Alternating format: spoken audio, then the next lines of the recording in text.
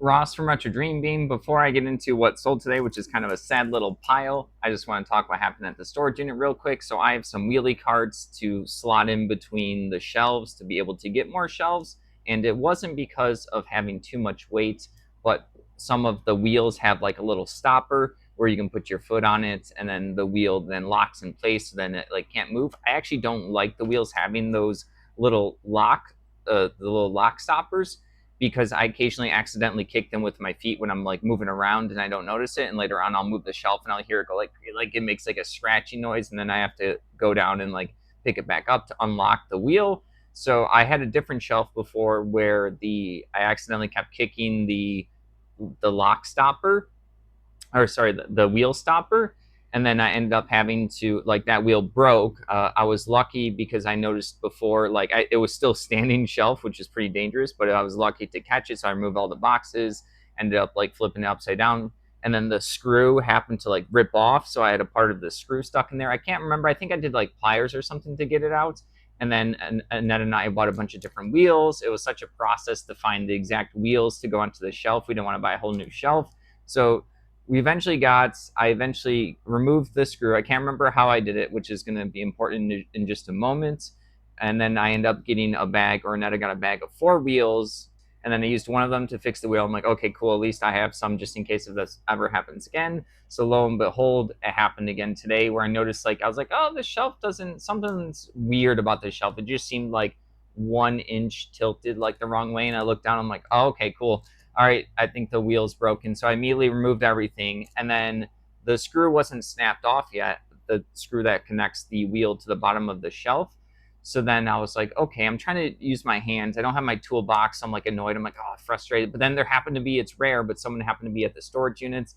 This person with their RV, they were like messing with that. I'm like, oh, maybe they'll have a toolbox. So I go, I introduce myself. I asked him, oh, do you have a wrench? And he goes, yeah, I got a wrench.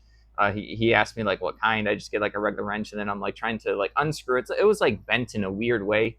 I'll show you guys a picture in just a moment of what ended up happening. So it snapped off, and then I can't get the little it's like a stripped part of the screw. It's like ripped in half in there. So I'm gonna have to take my toolbox. I'm gonna bring a drill. I was trying to look up some videos how to do this. So I'm either gonna try with pliers real quick just to see if I can, like, use man strength to just like get it out, because I have the new wheel ready to go without a stopper, so that's nice.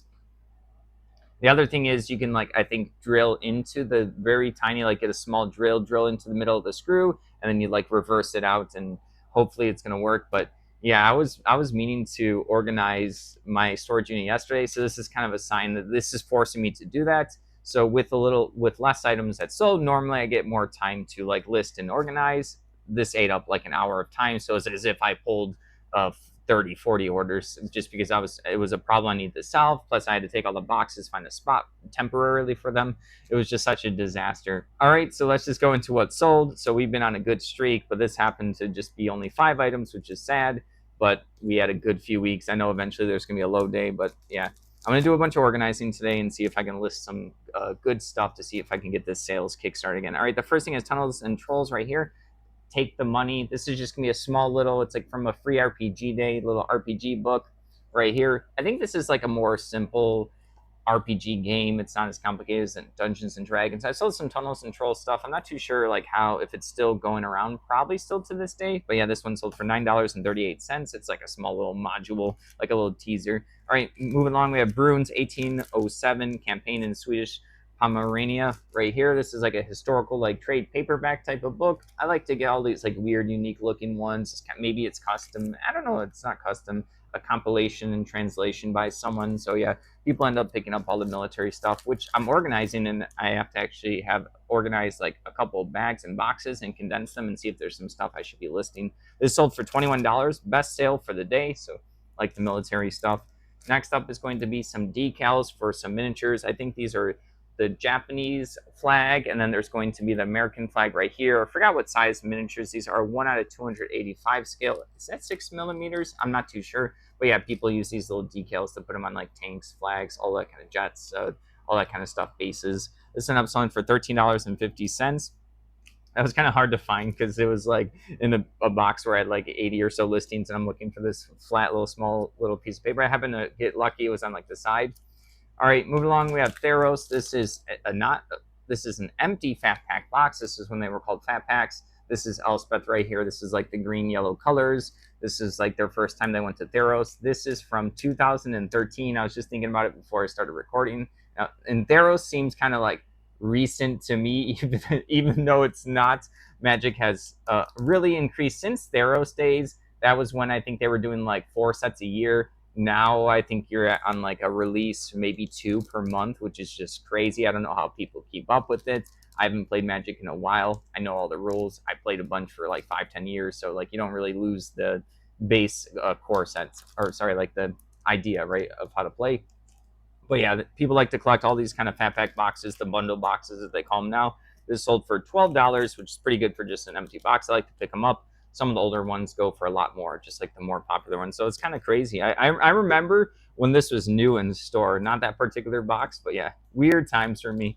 All right, time goes fast. And then the last thing for the day is a pack of 50 Ultra Pro Premium Clear Standard Size Sleeves.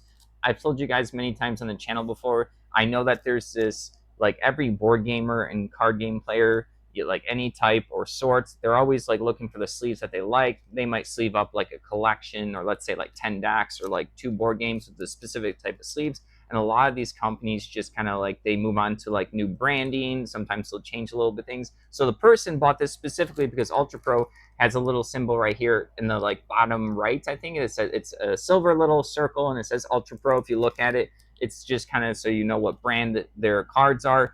But they now apparently make them translucent. This is what someone messaged me on eBay, and they want to make sure that these were like the old ones that weren't translucent. I was like, oh wow, I didn't even realize that they had them as translucent. So like they probably have it translucent so people can see behind like the little circle dot. But like you, I don't think the dots ever really blocked anything in any card game almost ever, just because like it's so tiny. But yeah, someone wanted the actual specific ones where the Ultra Pro Clear, where the dot, their branding is not translucent. They said the translucent ones are annoying. This sold for $6.99 for a pack of 50. So yeah, I'm always aware of like picking up different sleeves and trying to like identify them, because I know people are looking for specific packs and stuff. And this is just another example. I've never heard of that before, but this is another example of like dozens that I've noticed for people wanting specific sleeves, art styles, brands, all that kind of stuff.